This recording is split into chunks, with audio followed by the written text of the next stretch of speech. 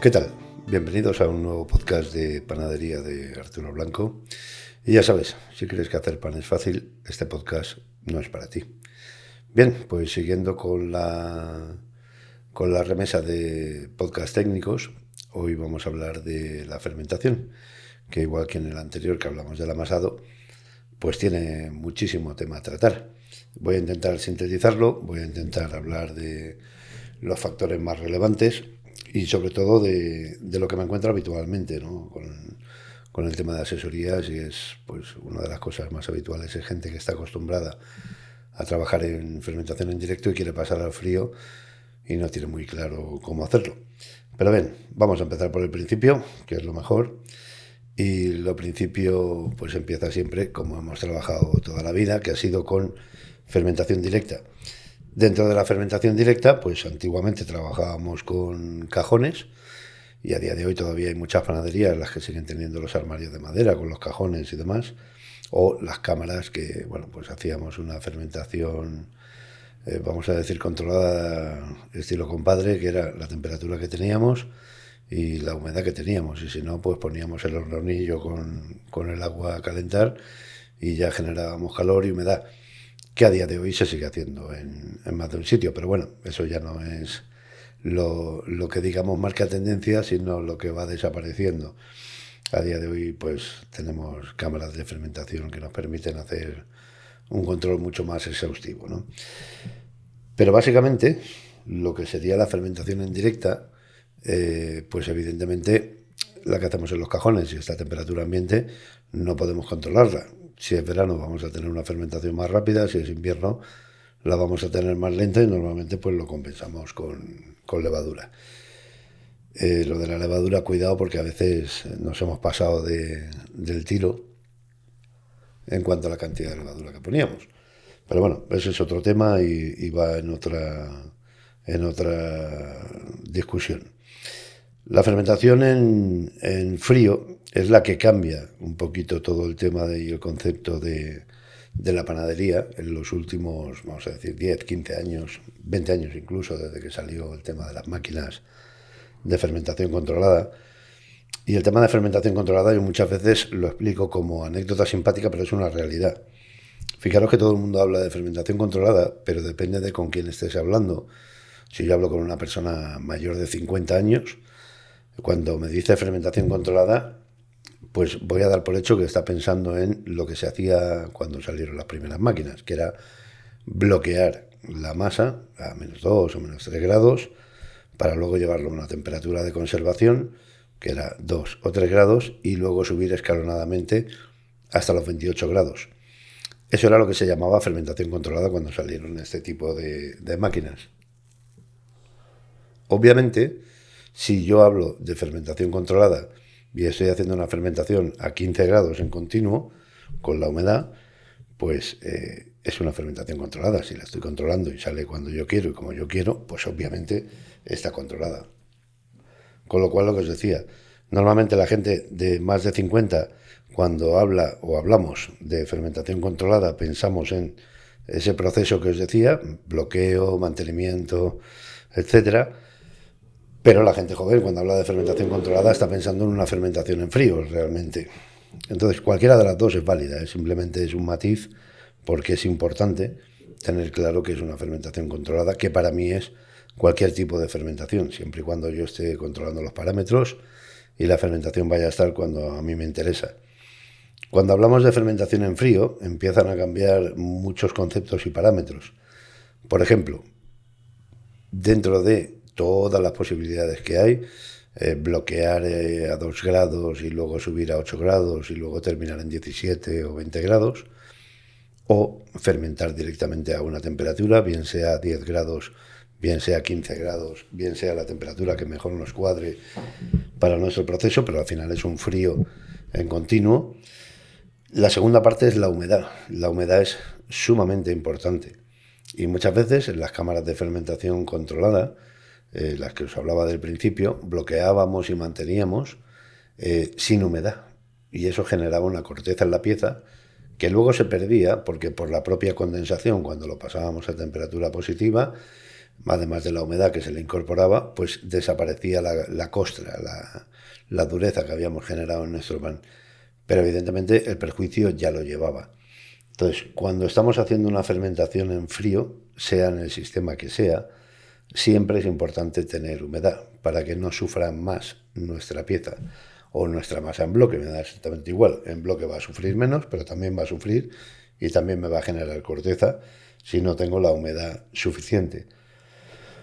Muchas veces cuando hablo con las empresas y hablo con los panaderos, siempre les digo lo mismo. Me da igual como quieras hacerlo, pero ponle humedad. Sea en frío positivo de 2 grados o sea en frío positivo de 15 grados. Ponedle humedad porque si no os va a complicar el desarrollo de esa pieza. De formar en bloque a formar en pieza, cuando vamos a la fermentación en directo, pues no hay mucha diferencia, o sea, podemos hacerlo tranquilamente. Pero cuando vamos al frío, si yo estoy fermentando en bloque, obviamente sufre mucho menos que si lo fermento en frío y ya una vez formado. Ahí hay un par de cosillas que aclarar. Muchas veces cuando la gente me dice, no, yo quiero dejar un carro para mañana formado de barras, le digo, pues ponle un mejorante, porque si no, difícilmente te va a aguantar. Y eso no significa, para los 4 que lo hacen, que no se pueda hacer, pero evidentemente me complica muchísimo la vida. Entonces, ponerle un mejorante suave, un lecitinado o vitamina C o lo que os acople mejor, al final va a garantizar que tengamos una regularidad todos los días. Y ya sabéis que lo más difícil en la panadería es conseguir la regularidad. Entonces yo ahí lo utilizaría sin ningún tipo de problema. Otra cosa es si lo que estoy formando, por ejemplo, son chuscos y esos chuscos los pongo en banetones. Bueno, pues si lo pongo en banetones no me hace falta ponerle aditivo a mi masa. ¿Por qué? Porque el banetone al final me va a dar esa protección, me va a dar ese agarre, ese aguante en la masa, que es exactamente lo mismo que me da la fermentación en bloque. O sea, no sufre tanto la pieza y voy a poder hacerlo sin ningún tipo de aditivo. Pero vuelvo y repito, mi recomendación es, si voy a formar 2 carros de barras, yo voy a utilizar un mejorante para que todos los días me salga perfectamente y aguante ese castigo que le estoy dando con la fermentación en frío. Si voy a formar en bloque, pues no necesito utilizar mejorante y al día siguiente pues divido, preformo o formo y lo pongo a dar su último punto de fermentación y es más que suficiente. Eso serían las grandes diferencias que hay a la hora de fermentar en frío. Y bueno, y vuelvo y repito, si sale algún radical diciendo, como dices, que le pongan mejorante a la barra, pues básicamente para que no tengáis problemas, porque si no es muy complicado todos los días sacar 4 carros de barras si no le estoy poniendo ningún tipo de aditivo. No me va a aguantar y si me aguanta va a ser por los pelos y no está el tema como para ir teniendo irregularidad en nuestras producciones. Eso no quita que sea ni mejor ni peor el producto, ¿eh? Otra cosa es que le echemos mejorante a cazo, pues entonces, hombre, evidentemente si echamos mejorante sin ton ni son, pues claro que va a desmerecer el producto, ¿no? Luego viene otra parte, que es la de controlar el tipo de prefermento o la masa madre y la levadura que le estamos poniendo. Es un poco sin sentido ponerle mucha levadura y luego bajar la temperatura porque si no se nos pasará de fermentación. Pues es mejor bajar la levadura y ponerle 2-3 grados más. ¿Cómo acertamos la primera vez qué temperatura es la correcta? Pues esto es tan sencillo como prueba-error. O sea, al final vamos a buscar un parámetro mínimamente lógico y yo evidentemente si voy a pasar de una fermentación en directo a una fría, antes de hacerlo voy a hacer mis pruebas, lógicamente. Entonces haré una masita de 4 kilos o 5 kilos y la probaré para el día siguiente y diré, pues mira, si le estoy poniendo masa madre, en vez de un 20 le voy a poner un 15 y si le estoy poniendo 8 gramos de levadura por kilo, pues le voy a poner 3 gramos de levadura por kilo. Voy a bajar la levadura y la masa madre, que también lleva sus levaduras, obviamente. ¿Y qué voy a hacer? Pues ponerlo, por ejemplo, a 9 grados 20 horas. Y mañana, pues comprobaré si es suficiente, si tengo que subir un poco la levadura, si tengo que subir 2 grados la temperatura, lo que quiera hacer.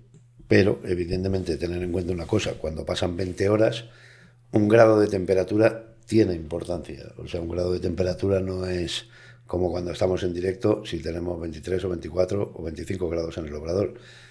¿Por qué? Porque si lo dejamos 4, 5, 8 horas, pues no le va a afectar tanto como cuando está 20 horas en el frío. Ese parámetro es importante. Si estamos gastando cualquier otro tipo de...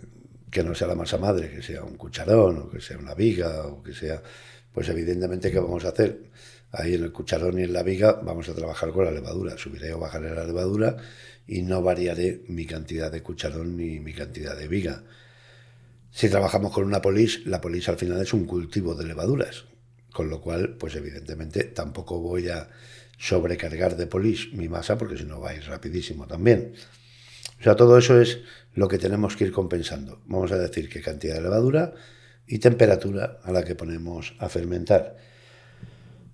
Parte importante, quizá bajo mi punto de vista la más difícil. Cuando trabajamos con fermentación en frío, lo que perdemos que no tenemos con la fermentación en frío respecto a la fermentación en directo es el parámetro visual y quizá es al que más acostumbrados estamos.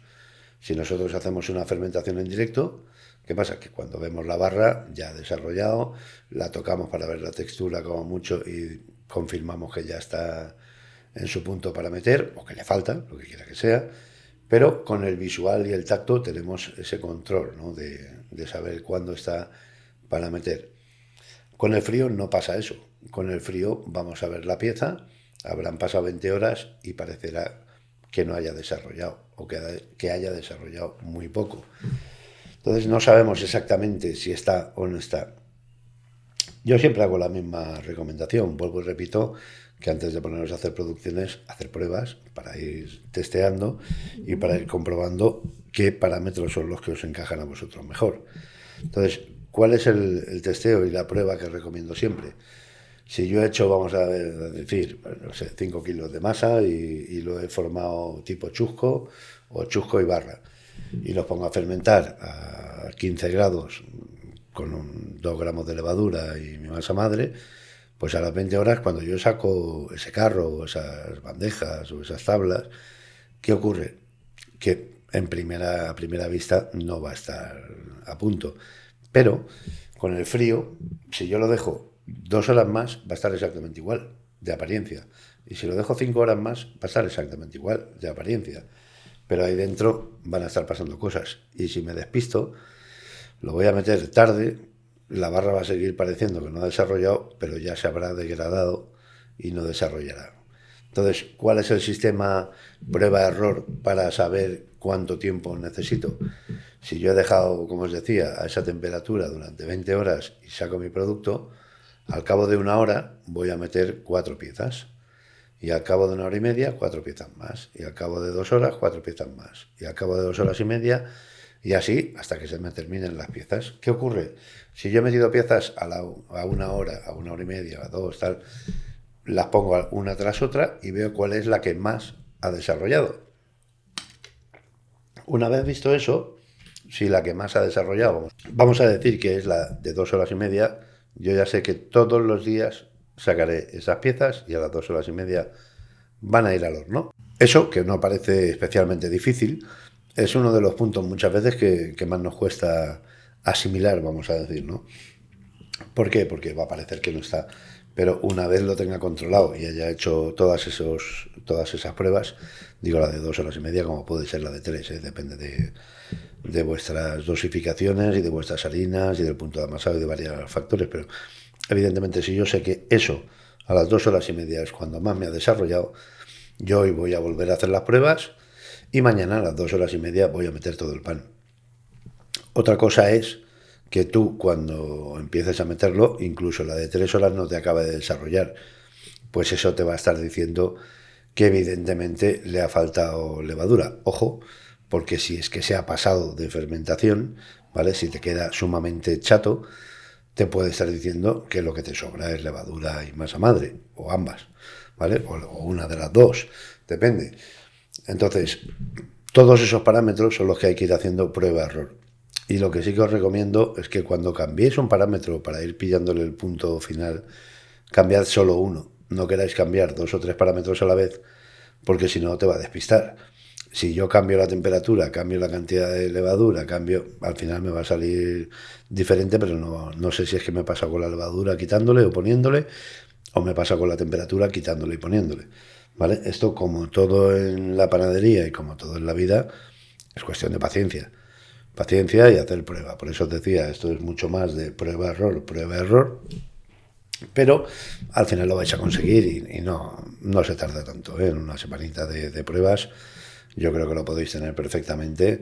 Y eso sí, cuando consigáis tener la fermentación en frío, eso os va a aportar una calidad de vida brutal. Yo siempre digo que lo que nos ha aportado el frío en la panadería es calidad de vida. Pasamos de que nos controle la masa a nosotros a controlar nosotros a la masa. ¿Por qué digo eso? Porque cuando tú trabajas en directo, si empiezas a las 11 como empezábamos antes, o a las 10, da igual, ¿eh? De la noche, tú empezabas a amasar y a las 5 de la mañana ya salía el pan para que los repartidores se lo llevaran, para empezar a llenar las tiendas. Claro, si tenías alguna incidencia de las 11 a las 5, pues estábamos jodidos. O sea, ya teníamos que ir a la carrera y haciendo malabares para poder sacar el pan. Cuando trabajamos con la fermentación en frío, ¿qué ocurre? Que yo estoy amasando el día de antes. Con lo cual, si hay cualquier tipo de incidencia, pues evidentemente tengo tiempo de reacción. Además de eso, me permite tener una horquilla tremenda de tiempo, porque yo puedo amasar a las 7 de la mañana, o a las 9 de la mañana, o a las 11 de la mañana, o a las 3 de la tarde, para el día siguiente. ¿Por qué? Porque va a tener una larga fermentación igualmente. Lo de fermentación a 24 horas, tener en cuenta que es una forma de hablar. ¿Por qué es una forma de hablar? Porque el hecho de que tenga 24 horas, o tenga 20, o tenga 30, no afecta a la calidad del producto. O sea, es una larga fermentación. Para mí larga fermentación, y esto es relativo, es a partir de 8 horas. Digo que esto es relativo porque evidentemente habrá gente que dirá, pues no, a partir de 10, no, a partir de 7, pues nada, para ti la pelota. Cada uno que se lo coja por donde quiera. Pero para mí 8 horas de fermentación ya ha dado tiempo a que eso tenga ahí su degradación del gluten y active las bacterias lácticas y he gastado masa madre, etcétera, etcétera. Pero vuelvo y repito, que si alguien dice eso no es así, son 10 horas, pues que se quede con las 10 horas, que ningún tipo de problema. ¿Que son 20? Pues 20, bienvenidos a la comodidad. Entonces, para los que estáis pensando, que sé que sois mucho, porque hablo con muchos de vosotros, en pasar al frío y os da ese reparo, ese apuro a la hora de hacerlo, pues evidentemente con estos parámetros espero que por lo menos os haya ayudado un poquito. Además, por si alguien no ha escuchado el podcast de amasados, ¿vale? Cuando amasamos hoy y vamos a trabajar la masa mañana, o la trabajemos hoy pero la dejamos a fermentar hasta mañana, el amasado siempre tiene que ser un punto más corto, siempre hay que quitarle 1 minuto, 2 minutos al amasado. Y si no vais, escucháis el podcast de los amasados y lo veis con más detalle. Entonces todos esos parámetros son importantes, son relevantes, como todo en la vida. Cuando no lo has hecho nunca te va a parecer complejo, pero en cuanto que le pilléis el punto, pues os va a aportar muchísima calidad de vida. Y además hay una cosa que es importante, que es que estamos haciendo un proceso que nos aporta calidad de vida y el producto mejora. O sea, muchas veces cuando intentas hacer algo para que para ti sea más cómodo, se pierde en calidad, pero en este caso es todo lo contrario. O sea, hacemos un proceso que nos da calidad de vida y además el producto gana en calidad porque todo lo que sea darle tiempo de fermentación al producto siempre es darle mejor calidad. Le vamos a dar mejor digestibilidad porque tiene mucha más fermentación, tiene todo su tiempo ahí para ir degradando y son ventajas todo lo que tenemos. Entonces, vuelvo y repito, para los que os dé un poquito de yuyu eso de pasaros al frío, ir haciendo pruebas poquito a poco, ir haciéndolas con masas pequeñitas.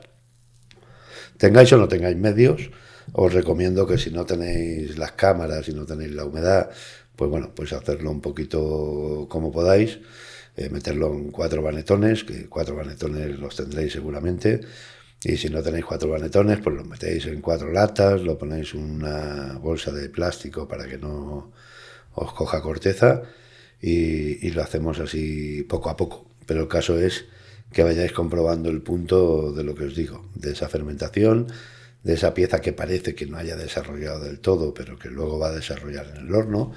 Y lo del horno, aunque no toque en este podcast, os lo adelanto, ¿vale? ¿Qué ocurre? Las barras que fermentamos, barras, chucos o gazas o lo que quiera que sea, que fermentamos con temperatura en frío positivo, vamos a decir entre 15, 17, 18 grados, desarrollan mucho más en el horno, porque evidentemente ahí tienen ese último choque, esa última empuje, esa última generación de gas.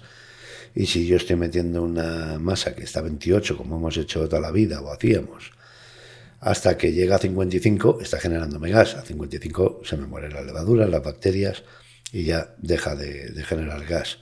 Entonces, si la he metido a 28, vamos a decir que me ha generado 4 minutos de gas hasta llegar a 55. Si la meto a 17, tengo más tiempo generando gas. Por eso, aunque la pieza aparentemente entra más pequeña, sale con el mismo o incluso con mayor volumen que la que hemos fermentado a 28 grados. Entonces, todo eso son pequeños detalles. Todo eso al final se aprende haciendo pruebas. Las pruebas se hacen evidentemente para hacer testeos y pruebas pequeñas. No os tiréis al barro con una producción porque evidentemente podéis tener problemas.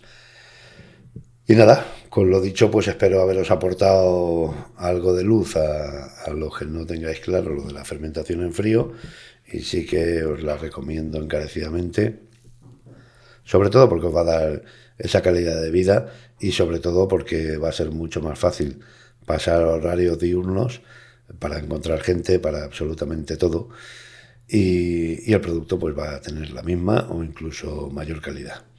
Con lo cual, a ellos lo dejo. Y ya os digo, si tenéis algún comentario, si tenéis alguna duda, pues como siempre os digo, me lo hacéis llegar a través de Instagram o de Facebook o de la página web, como queráis. Y si tenéis muchísimos comentarios que hacer sobre saber más, pues haremos como con amasados. Le damos una segunda versión y profundizamos un poquito más en lo que estéis interesados en saber. Como siempre os digo, pensar, amasar y crecer. Un saludo y que os vaya bien. Hasta la próxima.